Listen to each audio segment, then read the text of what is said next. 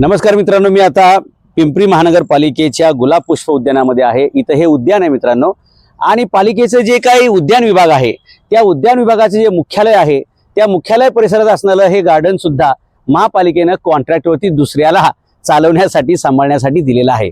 आता या महानगरपालिकेमध्ये जवळपास एक 36 कन्सल्टंट आता कार्यरत आहेत आणि प्रत्येकाला किमान वर्षाला 3 कोटी रुपये दिले जातात।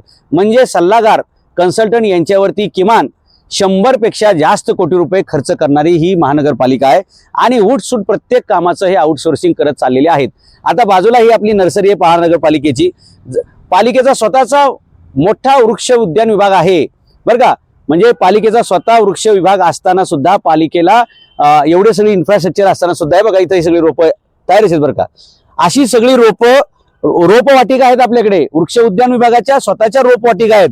असं असताना सुद्धा महानगरपालिकेनं गेल्या आठवड्यामध्ये रोपं बनवण्याचं कॉन्ट्रॅक्ट जीबी एंटरप्राइज नावाच्या कंपनीला 3.5 कोटी रुपयाला दिलेला आहे। मित्रांनो, गेल्या वर्षी जी काय झाडं लावली 2021 पासून जी काय झाडं लावली ते दरवर्षीचा आकडा आहे 9,60,117 म्हणजे 9 चौक 36। यांनी महानगरपालिकेची लोकसंख्या आहे नागरिकांची लहान पोरापासून ते म्हाताऱ्या माणसापर्यंत 30 लाख, पालिकेने झाडं लावल्या 36 लाख। जर ही 36 लाख झाडं मोजायची म्हणली तर तुम्हाला पृथ्वीपासून जो सेतू टाकावा लागेल, तसा त्यांनी हरित सेतू नावाचा घोटाळा केलेला आहे 2300-2200 कोटीचा। तर ही सगळी वृक्षांची गणना करायची म्हणली तर तुम्हाला पृथ्वीपासून जो पूल टाकावा लागेल तो चंद्रापर्यंत, मंगळापर्यंत, गुरुग्रहापर्यंत जाईल।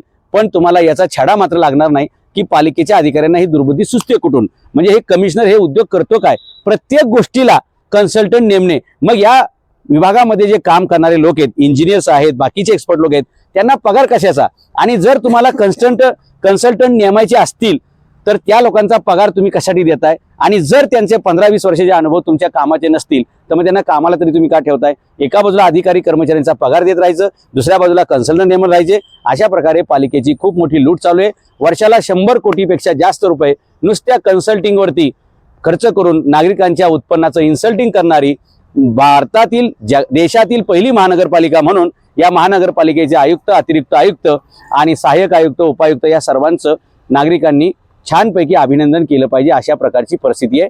पालिका 15,000 कोटीच्या झटक्यातून आता 22,000 कोटीच्या खटक्याकडे उडी घेत आहे। नागरिकांनी आता आपली घरदारं विकून किंवा गळफास घेऊन छानपैकी स्वर्गाची यात्रा करायची तयारी ठेवावी, अशा प्रकारचा ह्यांचा संकल्प दिसतोय।